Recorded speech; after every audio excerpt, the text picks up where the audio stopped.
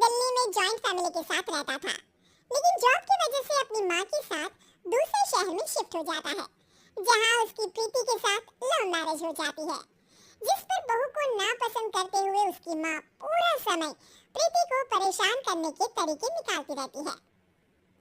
प्रीति, कहाँ हो? सुबह का नाश्ता दोपहर में खिलाओगी क्या? इसमें प्रीति और प्रतीक ऑफिस जाने के लिए तैयार हुए कमरे से बाहर आते हैं, जिसे देख सास प्रीति पर भड़कने लगती है। महारानी, तुम सुबह सुबह तैयार होकर घर का सारा काम छोड़कर कहाँ चल दी? जी वो ऑफिस है। तुम ऑफिस से जाओगी तो घर में जो सफाई, नाश्ता, खाने का काम है वो क्या मैं करूंगी? माँ, मैंने उससे वादा किया था कि वो जॉब कंटिन्यू कर सकती है। अरे वाह जी वाह, दोनों आपस में सलाह कर फैसले ले लिए। मैं क्या यहाँ बेवकूफ बैठी हूँ? मुझसे पूछना किसी ने जरूरी नहीं समझा? मम्मी, आप फिक्र ना करें, मैं आज ही रेजिग्नेशन दे दूंगी। प्रीति ऑफिस के लिए चली जाती है और अगले दिन से जॉब छोड़ घर के कामों में लग जाती है, लेकिन साथ ही उदास भी रहने लगती है, जिसे देख प्रतीक को अच्छा नहीं लगता। मुझे पता है तुम्हें अपनी जॉब कितनी पसंद थी। आई एम सॉरी प्रीति, अरे कुछ नहीं होता, बस मम्मी खुश रहनी चाहिए।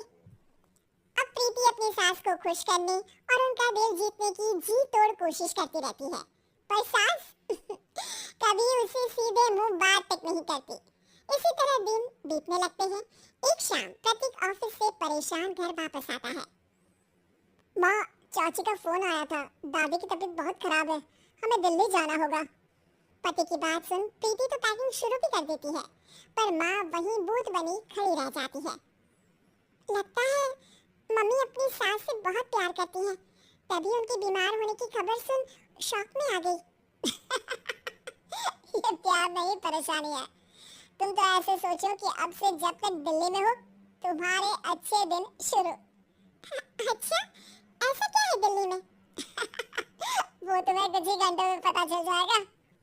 सास के रिएक्शन और पति की बात से कंफ्यूज्ड प्रीति दोबारा पैकिंग में लग जाती है, जिसके बाद कुछ घंटों का सफर तय कर तीनों दिल्ली पहुंच जाते हैं, जहां घर के अंदर पहुंचते ही लोगों की भीड़ देख प्रीति परेशान हो जाती है।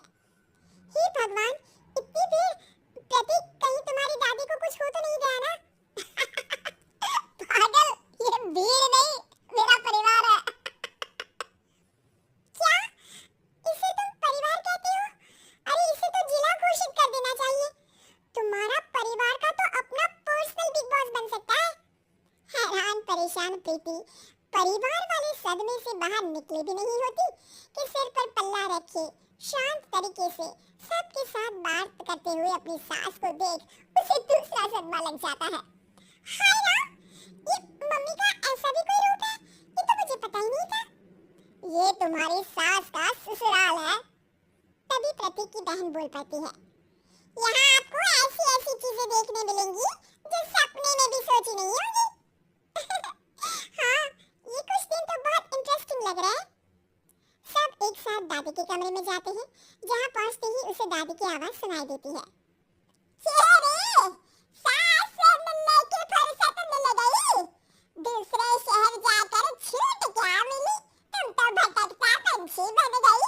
इतने समय में ये तक नहीं पूछा कि जिंदा भी हूँ या मर गई। प्रीति की सास अपनी सास के पैर छूती है। अरे कैसी बात कर रही है मम्मी, आपको तो मेरी उम्र भी लग जाए। अरे बस कर, ये झूठी उम्र देने वाली बातों का दिखावा ना कर।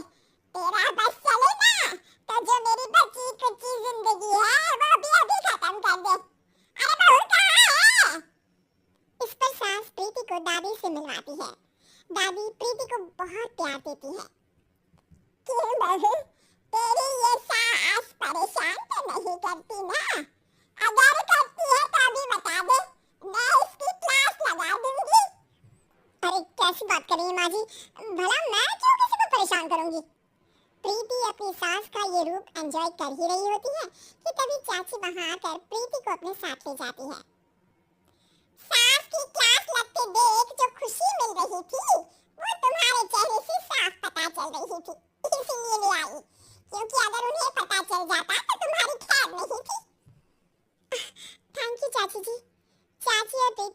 झूले पर बैठी बात कर ही रही होती है कि उसकी सास भी वहां आ जाती है।